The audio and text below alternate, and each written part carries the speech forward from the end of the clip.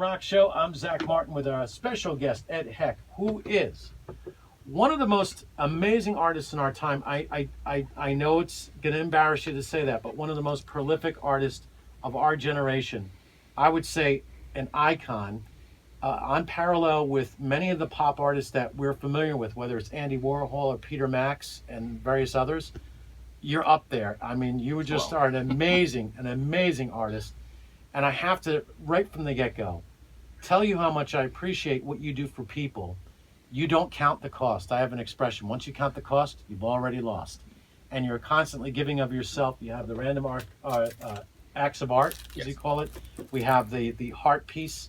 You can talk a little bit about this a little bit later. But before we go any further, why don't you tell us your rock bio? Tell us a little bit about your background, where you're from, what got you into art, and some of the artists that influenced you to make you the artist that you are today. Well, I'm from Greenpoint, Brooklyn, right next to Williamsburg, which is the most popular Brooklyn part now. I was always interested in art as long as I can remember. I mean, like a lot of people ask me, well, how can you do that? I'm like, well, how can you not? I mean, because as children, we all draw. I mean, every young child draws. And just at a certain point, some people stop and some people don't. And I didn't stop. Yes, but in all fairness, Ed, there's some people who can use the crayon within the lines, and then there's me, where everything is scribbled across. So, well, there's no rules in art, so you can do whatever you like. True. And actually, evident of my current style, I mean, growing up, I was always interested in doing very realistic art. Like I remember my mom had this old Bible that I used to go up and get off the top shelf, which I guess I wasn't supposed to be having. But it had these really intricate etchings in it, like Samson, pushing the pillows apart. And I would try to find the most detailed, complex one, and I would go out on our front steps, or in Brooklyn, stoop, and draw. Try to copy the most complicated ones. And always growing up, I was just interested in realistic stuff. And just little by little, I started to be more inspired by people that can do stuff with an economy of line and emote an emotion from you. Just from simple lines, as opposed to drawing every leaf on a tree. And then my current style, which is pop art, is considered, I worked for 18 years at the American Museum of Natural History, doing very detailed scientific illustration. Whoa. The complete of the opposite, spectrum from what I do now. But I was always inspired again by little children, and how little children draw unaffected by what the end result is going to be. Things are a little bit askew, a little bit off, and I kind of like that.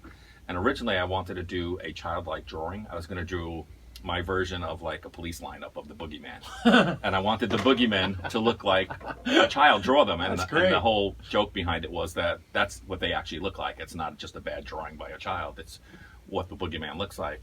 And I kind of got inspired by that. And then I went back to the school where I went to college, School of Visual Arts, and took a continuing ed class in silkscreen. I wanted to learn silkscreening. And I was like, well, what can I do in this class to learn the process? And I was like, oh, these little drawings. I've been keeping little drawings while I was trying to do childlike drawings. And I blow them up. And I said, well, that would be simple enough to learn the process. And I kind of had a religious experience when I pulled my first print. And my instructor at the time, Donald Sherrilton, he did prints for Andy Warhol and Rauschenberg, and he's like, the stuff you're doing in class, you could take to a gallery right now and start selling this stuff. So that's kind of where it was born. That's interesting. So I noticed that you have this really unique way of blending your colors.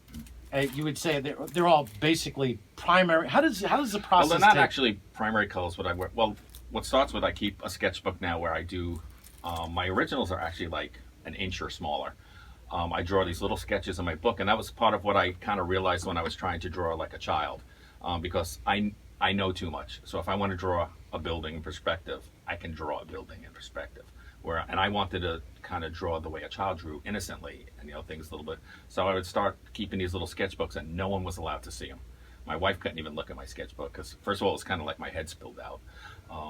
But I would, as an artist, your ego, if I know someone's going to look at something, I want it to be drawn well. Okay. So I had to play a little game with myself. And especially since I come from the other end of doing very realistic work, I always fought wanting to do detail and not do detail. So, two sides of my brain would fight. But I would keep these little drawings, and if I knew no one was going to look at it, it allowed me the freedom to draw incorrectly. I mean, I got you. Keep going. so 'cause I would got just do something thousands fun. of these drawings, and then I would go back later and look at my sketchbook, and I would feel like I didn't even do them. Some of the drawings I didn't know where they came from, and I would just start picking out drawings and say, oh, this would make a good painting, this would make a good painting. And what I do is I blow up the little sketch then, because I realized if I tried to like do sketches and then redo it, I would lose the spontaneity of that first sketch. Yeah. So my first little doodle in my sketchbook is my finish, and I will not allow myself to correct anything. So what I do is I just blow up that line drawing on the canvas, and where you see the little bumps in my lines, not from too much coffee, I don't drink coffee, it's actually where the pen bleeds and the bumps on the paper when you get really close up. Right. So, and I blow it up, and I scan in my sketchbooks into the computer, and I play with the colors on the computer first and make a printout as a guide of what I'm going to do. But none of my colors are primary. Well, they are primary colors, but none of them are out of the tube. I mix every color, so They're all different. all your design colors. So Yeah. Ed Heck design Yeah. colors. I Yeah, I like guess that. so. So maybe one day you can have Ed Heck design house paint.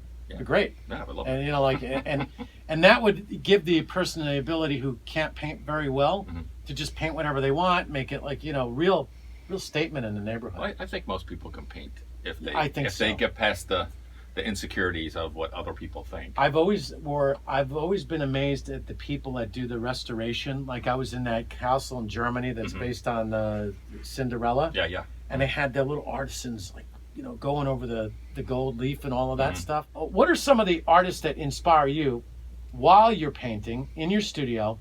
It could be rock artists, it could be other musical artists. What kind of songs are playing on your radio or your listening device? Well, music has always inspired me. Actually, when I was going to high school, I went to the High School of Art and Design. But I was deciding when I was in high school if I wanted to be a musician or an artist.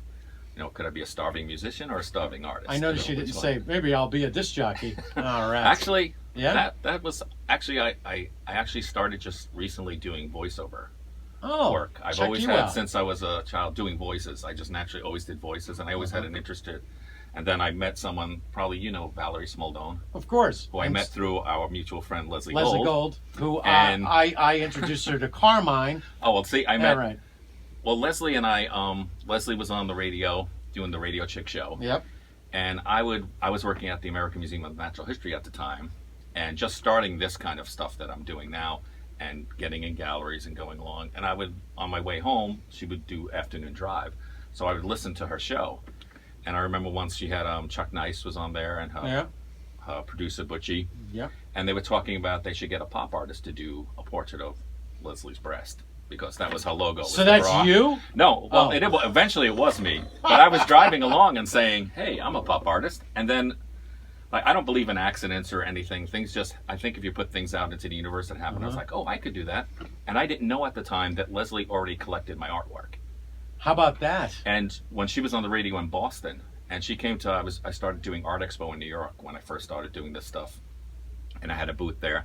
And I just happened to be out of the booth at the time. Leslie came by and left her card when she was still in Boston.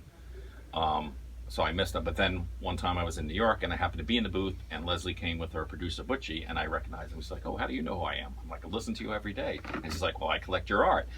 And then that's how I met through Carmine Peace, through Leslie. And then I started collaborating with Carmine, because when I was in high school, I had a picture of Carmine on my wall in the basement. No, Yeah. really? Yeah. That's a little strange, Ed. Yeah, I didn't know about him. I don't believe in accidents. Everything kind of happens, and Well, and that's how I met Valerie through. I those two, collaborated with yeah. Carmine doing some artwork. He came to a show of mine with Leslie, and Paul Stanley from Kiss was doing. He was with a gallery from Hawaii, and they were representing his art across from my booth. And Carmine has worked with Paul and is good friends with Paul. And then Carmine told me, oh well, you know, a publisher approached me like, you know, Paul's doing artwork, but I don't know too much about art. You know, when I design drum sets, I sketch them out, but I don't know anything. I was like, well, do you work on a computer? And he's like, well, only for emails. I said, well, you could scan them in and play with colors and not, you know, destroy your sketch. And he's like, hey, you want to collaborate? And I was like, all right. But I didn't think anything would come from it. And about 2 weeks later, he gives me a call. What are you doing Friday? I'm coming to your studio. really? Yeah. And he See, came that's to my good stuff. studio. Yeah. And I met him downstairs from my studio. And he's getting out of his car, taking his stuff out. And he hands me his phone. And he goes, here, you're on the air in Minneapolis. And he was doing a radio interview, and the guy's like, I hear you're doing artwork with Carmine Appice. I'm like, I guess I am. In the art world, as you travel around, what are some of the things that, if you got a platform, if you were to okay, Ed, you're going to talk in front of the United Nations, the floor is yours. What would you like to say to the people of the world? What would be your message? On art or Could be anything. anything. Well, I try to talk to my kids and try to impart some of the things that I've learned over my career. And one of the things I would say is just not wait. Just because you always say, well, I'll get better, or I'll wait until I have this, or I'll do that. Just do it now. Don't waste time. I think the biggest thing you can do in life is just waste time. Mm-hmm. So I said, just do what you're going to do and just start doing it. And the next one will be better, and the one after that will be better, and the one after that will be better. But if you wait, you could spend a lifetime just waiting. A lot of times people will say to me as a priest, right, I'll wait for when the time is right to have kids, Yeah. and I do the Homer Simpson. Oh, you don't plan on kids. They just happen. What about your kids? What do they plan on doing? Anybody want to follow in your footsteps at home? Well, I have two boys who are now my youngest son just turned 18, and my older son will be 20, July 21st. Okay. So they were both actually always interested in art and music growing up. Mm-hmm. The older guy went more towards music. He became a drummer. He's a really good musician. Oh, of course. Great drummer. Carmine gave him his first Carmine real lessons. kit. Yeah. And lessons from Carmine. I didn't get any lessons from Carmine. You should. Yet, you should ask him. Yeah. But my youngest son also plays drums too, but he was more into art and drawing and creative stuff, and he went to a high school for film. And now he's going to go to college for photography. He's really a great photographer. Oh, that's great. Photography. My oldest son was going to go for music, but recently took a kind of a left turn, which is a little bit of a surprise, but maybe not. He's going to go to culinary school to become a chef. He's still that's doing great. Music, but he wants to do, which is also Why a very not? creative He thing. can be the drummer with a cookbook. Yeah, actually, when they were both, as I thought about it, then after he kind of surprised us, because we were visiting, schools in LA and all over, music schools, and then he just decided he wanted to go to culinary school first. But when they were younger, and I actually left the museum so I could spend time with them, and then I could work anytime. So I worked at night, doing artwork and stuff. And when we used to cook lunch and everything, he would always pretend to be doing a cooking show. But we had Eric and Jake's lunch break, and they did a cooking show together. Well, it's never too late. Yeah, so now it came full circle. So yeah, we might do it. We Yeah. might still do it. Well, I'm in the multimedia these days. Yeah, I actually, think you especially gotta today. be I mean, really I diverse. think it's good to be able to multitask and do many different disciplines, especially with, Well, if you want to be a Renaissance person, you have to be willing to stretch it and explore and try. And does it blow your mind when you suddenly think to yourself, "Oh my gosh, I'm really known in many places throughout the world for my art." I don't think about it too much, but sometimes it surprises me. Like recently, I was in Germany doing shows over there, and also with social media, it's The world becomes your stage. yeah. I mean, people are aware what you're doing, no matter what. I mean, people like I'm doing these things with duck stickers and stuff. I saw that. Yeah, and the every ducks- show I went yeah, to, that's people great. like, you have stickers. Did you know that there was a thing? A duck goes around with Kyle Busch in NASCAR. Oh, really? They send it, and my wife got a hold of this rubber ducky, and they sent it around. So I'm like, "What's with the ducks?" I mean, they're cute little birds. So yeah, that's Yeah, I don't great. know why I Well- have a fascination with rubber ducks. I just started. I kind of attach myself to certain objects that I don't know. I just like even like clothespins. I like clothespins That's for a some good one. reason. Yeah. Just different things, and then rubber ducks. I don't know why or when, but I started collecting rubber, and more than collecting them, I started doing drawings of rubber ducks, and then I started doing portraits of some people I like as rubber that. ducks. You can also paint over the rubber ducks. Yes. Yes, That's you can, another yeah. good one. Yeah, I actually brought back from Germany a big rubber duck that I bought there, and I'm going to paint that Well, one.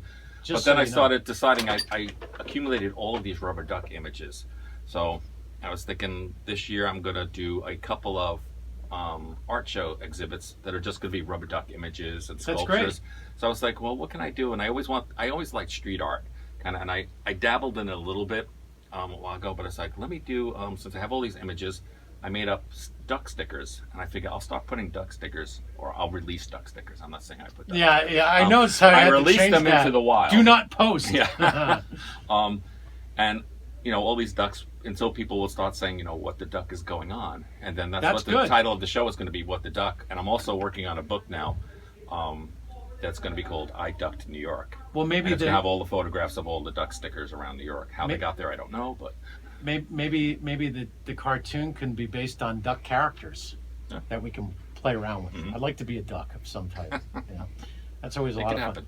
So tell us how they can view your art. You're on the websites. You're on Facebook. Tell everybody I'm how actually they updating can... my website right now, but I'm on Facebook. You can see a lot of images. I usually do a daily image All right. when I Yeah, can that's on cool. Facebook, and then Instagram, which is ed_heck on Instagram. And you can see them and some duck stickers. Let's get the duck stickers to go around the world. Like everybody should do something with the duck sticker, and they take a selfie, and there it is in the background. You got to make sure you have some initials on your. Yeah, I think I ducks. started with New York City, and then I'm going to duck the rest of the world. I think. Well, thank you for stopping by. We'll have you back again really soon. Oh, you got something coming up anytime soon? Any shows you got doing? Well, I have an event actually when you were talking about the random acts of art that I do, which this year I started one kind of a takeoff on random acts of art where I leave art or give art to people wherever I travel. I started one called Take Heart, which I gave you a heart today. So my goal was to do 1,000 original heart paintings and give them away. And so actually going with that, I'm doing an event this Saturday that has to do with this. He's a poet, a philosopher, and a peacemaker. It was Matty Stepanek. And I first became aware of him. I picked up his book of poems called Heart Songs, and it had poems and his drawings of hearts. And now I was very inspired by him about, in his short lifetime, the things that he'd done and all of the people that he has inspired and continue to inspire.